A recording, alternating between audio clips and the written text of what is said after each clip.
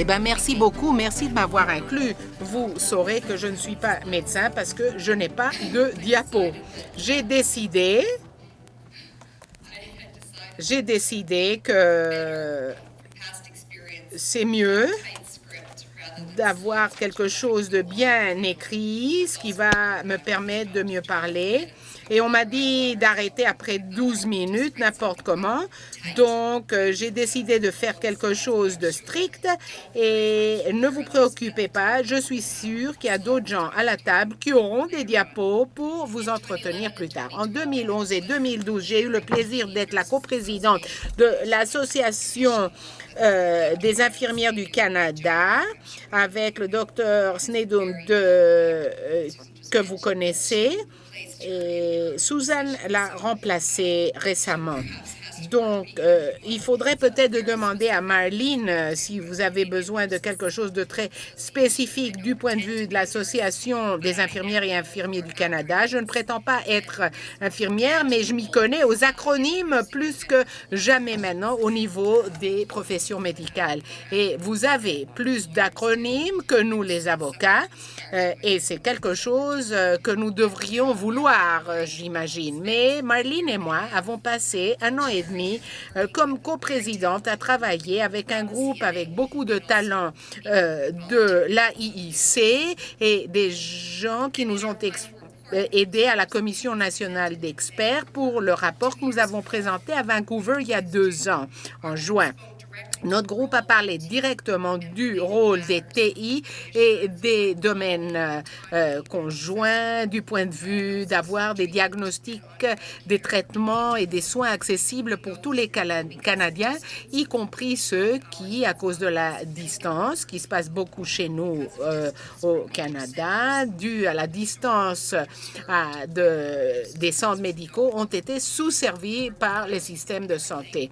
Notre rapport et tout ce qui est connecté, le sondage, les soumissions qui nous ont été envoyées par courriel ou à des réunions publiques sont toutes disponibles dans le site web de l'AIIC et je vous invite fortement, on dirait que je suis un auteur, mais je vous invite fortement à le lire. Mais c'est gratuit. Je ne suis pas auteur, en fait. Il ne faut pas que vous achetiez le livre. Donc, j'espère vraiment que vous rentrerez dans le site web de l'AIIC pour lire le rapport. Nos recommandations reconnaissent différents enjeux systémiques qui devraient nous inquiéter tous. Je n'en mentionne que 2 ici. D'abord, il y a un manque d'adéquacité entre les dépenses et les soins du Canada et les coûts des soins de santé sont jusqu'à 50% de quelques-uns des budgets de santé provinciaux. Deuxièmement, il y a un besoin de nous focaliser à ce qui peut faire une différence. Et l'un de ces domaines, bien évidemment, devrait être les outils de cybersanté qui nous permettraient peut-être d'exprimer quelques-unes des tragédies desquelles nous avons entendu plus tôt un exemple. Notre rapport indique que l'accès augmenté aux soins de santé devrait être immédiat pour aborder des enjeux qui ont un impact d'importance sur notre population, la qualité de vie individuelle et, quoique nous hésitons parfois d'en parler directement, le coût à notre système de santé. Ça a été évident pour tous les membres de notre Commission nationale d'experts que cette action reflète clairement des priorités publiques telles qu'elles nous ont été rapportées dans nos réunions à travers le Canada, les priorités des Canadiens en ce qui concerne les soins de santé et le changement du système des soins de santé. On a fait des consultations et des réunions publiques, après quoi nous avons écrit un rapport qui était un appel à l'action, un appel pour assurer la durabilité et l'importance du système de soins de santé du Canada, qui puisse changer les réalités de ce que veulent dire les soins de santé et ceux dont ont besoin les Canadiens. Et dans ces résultats, la Commission nationale d'experts a uni notre voix aux voix d'autres entités et départements de santé, exigeant une transformation essentiel à la façon de répondre aux besoins de soins de santé des Canadiens. On a établi 9 recommandations et je vais vous les mentionner brièvement ici. Notre première recommandation a été que le Canada soit dans les 5 domaines supérieurs dans les 5 prochaines années. On a exigé que les provinces travaillent davantage pour faire que les personnes, les familles et les communautés soient les premières, parce que beaucoup des professionnels de santé ont dit dans quelques situations que fréquemment c'est le système et ceux au sein du système qui sont ceux autour de quoi on se focalise. Leur échéancier, leur programme était ce qui était important, tandis que le patient était, disons, quelque chose d'ajouté au tout. Donc, l'idée de mettre les personnes, les familles et les communautés tout d'abord était le deuxième point. Troisièmement, qu'il nous faut finalement mettre en œuvre des soins de santé primaire pour tout le monde.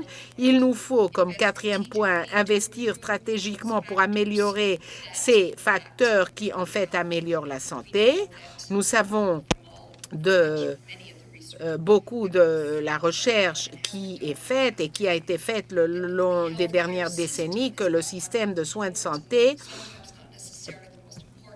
parfois n'a pas comme composante importante d'assurer la santé de la population. Donc, on s'est focalisé autour du social, de l'économique, de l'environnemental et on a ajouté des déterminants de santé autochtones de Premières Nations. Cinquième recommandation a eu à voir avec le fait qu'il faut payer attention aux attentions qui sont à grand risque de rester en arrière, surtout les autochtones, les Premières Nations. Sixième point, il nous faut penser santé, c'est-à-dire on parle de cela, ça fait longtemps, et c'est quelque chose qui doit être une partie de notre plan d'action, sans doute. Septième point, il nous faut assurer la qualité et il nous faut assurer la sécurité dans nos soins, notre système de soins de santé, ce qui, bien évidemment, est ce de quoi vous êtes en train de parler aujourd'hui. Il nous faut préparer les fournisseurs, huitième point, et je dois dire que l'AIIC, à travers le Canada, sont en train de le faire maintenant en ce qui concerne les programmes d'études. Et finalement, il nous faut utiliser